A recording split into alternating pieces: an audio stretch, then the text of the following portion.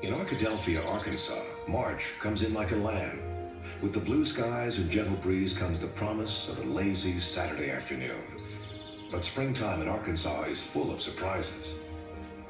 Beverly Sloan is having a nap after working late. Her children, Sean, Julie, and Jenny, play quietly.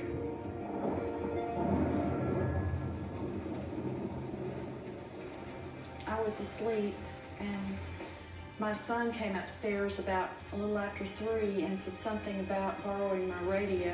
It's dark out, you got a radio. I woke up, and it really was raining really hard. What time is it?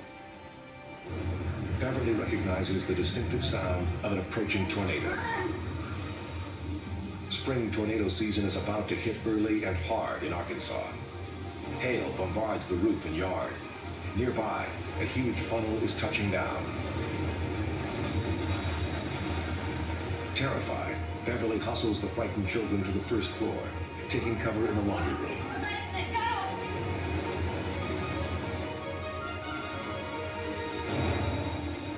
It was kind of like constant thunder.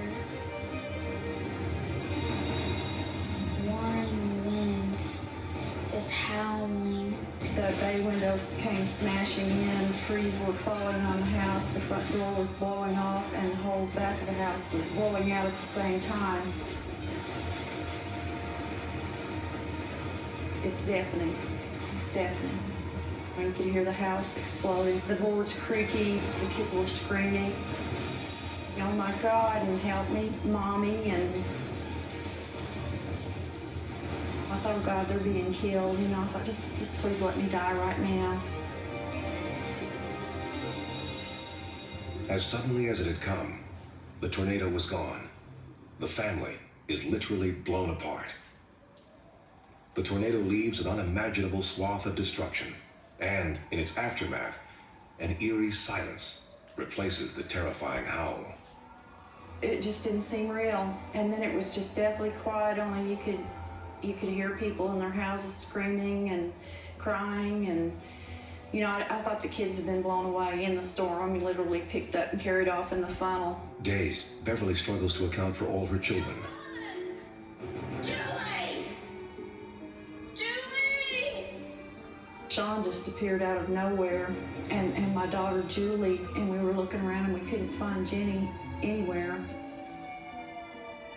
Jennifer! Firefighter Scott Valentine and other rescue workers arrive to a scene of total chaos. The tornado has obliterated the entire neighborhood, choking the streets with debris and blocking rescue efforts. As a firefighter with years of experience, Valentine is still astonished at the level of destruction. It defies description. It looked like what I would describe as a war zone. Literally, houses were completely gone from their foundation, nothing left but slabs. In the midst of the horror, Jenny is found. Sean found Jenny. I don't know how he found her, but he looked down in this hole, and she was completely covered except for her face. And when I first looked in there, I thought she was dead. She was so bright and still. Then suddenly, Jenny stirs. And then she kind of blinked or moved a little bit, and I thought, oh my God, we've got to get her out. Beverly tries to find help, as Jenny is comforted by her brother. And I saw my brother, and I could hear someone saying that someone was coming to get me, don't fall asleep. Firefighter Scott Valentine manages to clear a path through the destruction.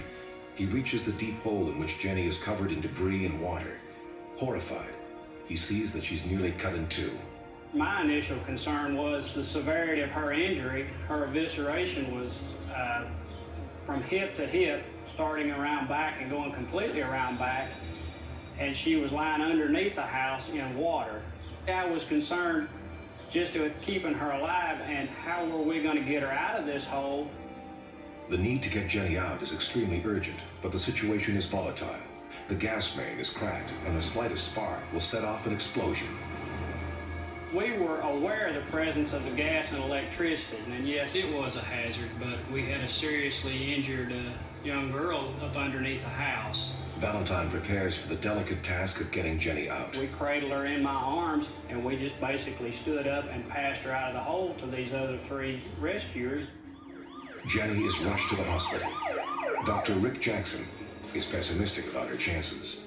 Her injuries were so severe when we saw her in the emergency department. Her blood pressure was very low. She was just so critically ill that I was really concerned that she was not going to be able to survive this injury. And we got her as quickly as we could to the operating room, and were able to control the bowel injuries and do what we needed to do, but she was very unstable through the procedure. After months in the hospital, her recovery is considered by some to be a miracle.